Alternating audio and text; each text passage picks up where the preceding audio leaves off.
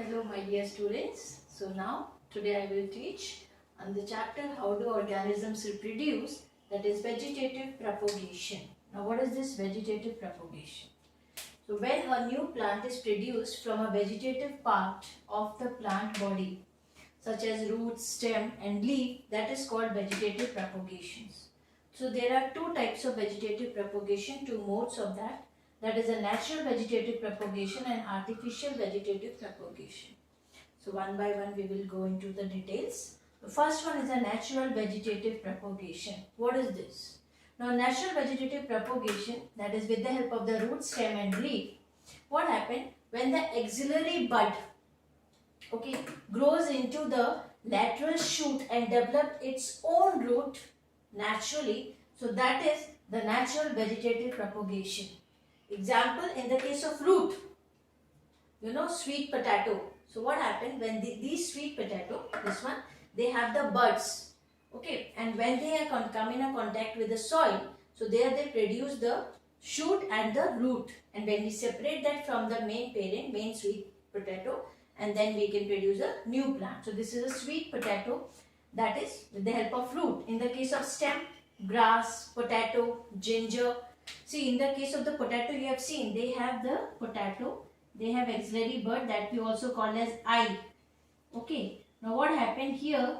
They give rise the bud, green color, axillary bud, and when we bring in a contact with the soil, that give the roots also, and then we can cut that piece and then produce a new plant. So this is with the help of the stem, that is a potato.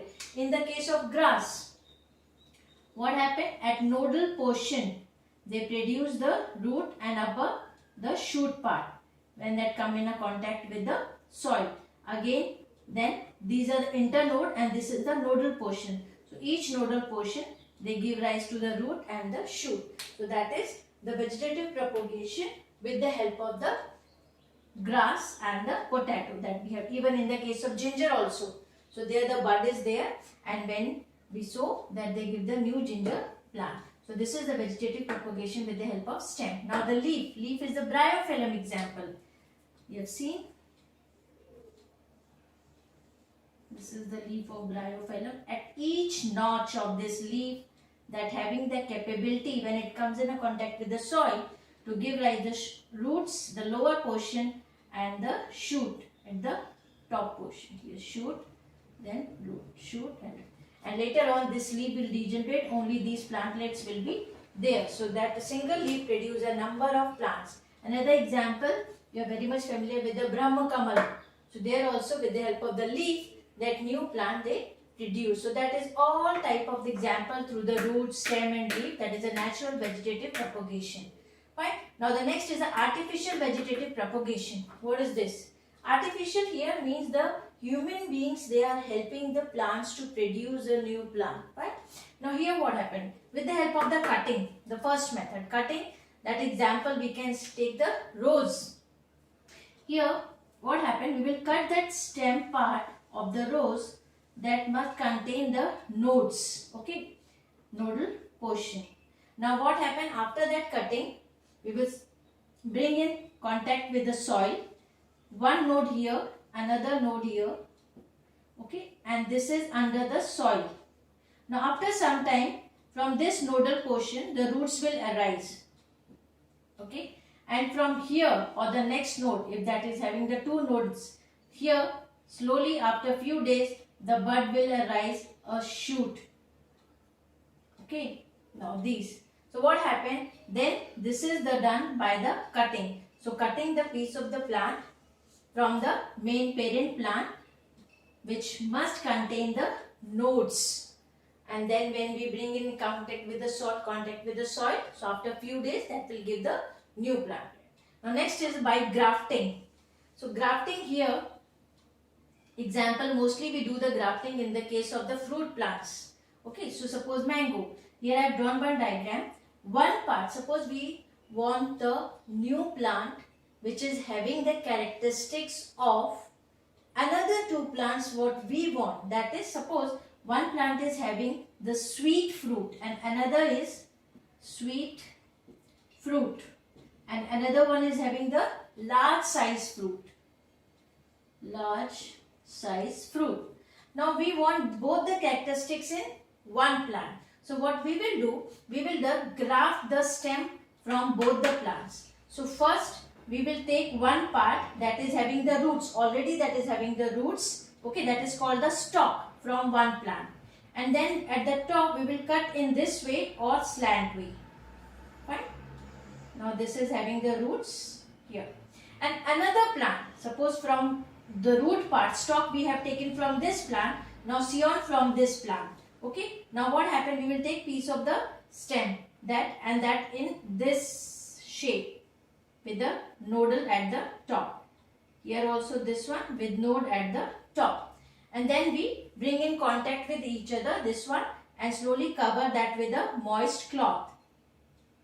Now after some time, after few days or the month, now from the nodal portion we will get the leaves or the shoot parts that coming out.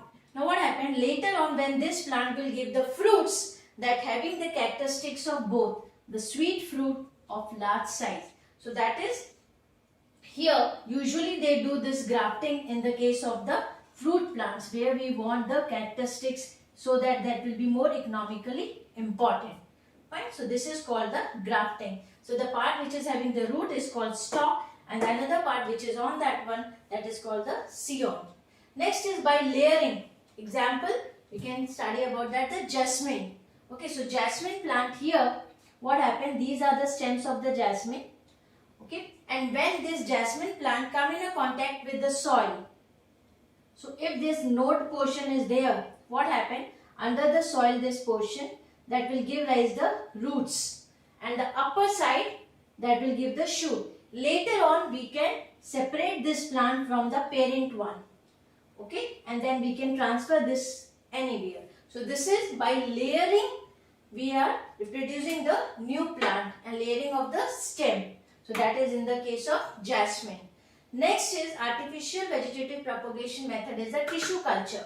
Now what is this tissue culture? Usually in the ornamental plants, before the ornamental plants we do this. Okay, or if we want a good variety in a large number, then also we do the tissue culture. Now there are the few steps to follow this tissue culture. First of all, we have to select the plant, that which variety or which species we want to do the culturing. Now after the selection of the plant, isolation of the explant from the plant.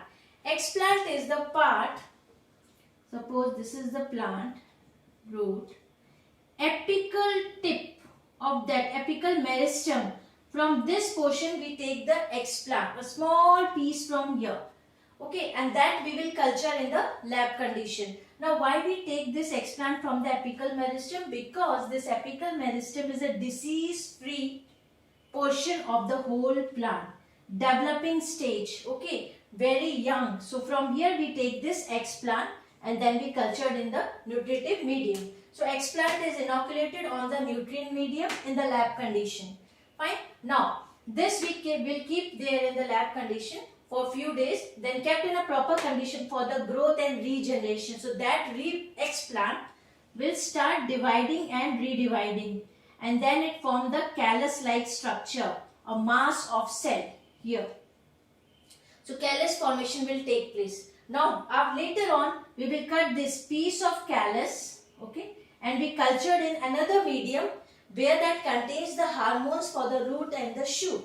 Then this piece of callus will give rise the root and the shoot.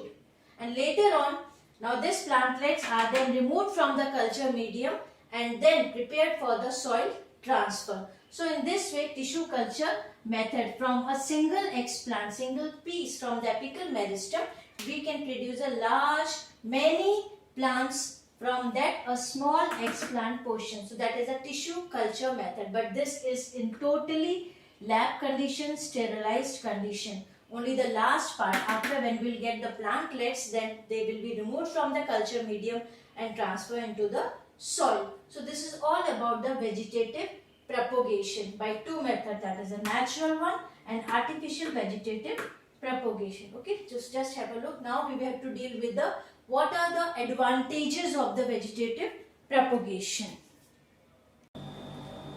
Okay, now the advantages of the vegetative propagation. Okay, Now here, it is a rapid, cheap and easy method of reproduction. Genetically identical plants are produced by this method because only one parent is involved here. Now superior quality of fruit and flowers can be produced by grafting, as we have studied about the mango, how they do the grafting in the case of mango. Superior quality of fruits and flowers can be produced. Next, it is the only method of multiplication in plants which do not produce seeds. Example, in the case of banana, pineapple, this one. Now last is the vegetative propagation plant. These vegetative propagated plants, dated plants can bear flowers and fruits earlier, that is produced by the seeds.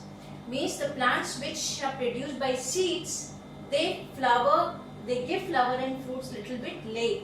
But here they give earlier as compared to the plants which are produced by seeds. So these are the advantages of vegetative propagation. Okay. Now what happened in the case of the board exam, how they ask question. Usually they ask this question, that is, what are the advantages of vegetative propagation, for 3 marks. So you have to write the points here. I gave here your 5 points. You can write any 3. Okay. And what are the different methods by which we can do the vegetative propagation, that is the natural and the artificial vegetative propagation. Right.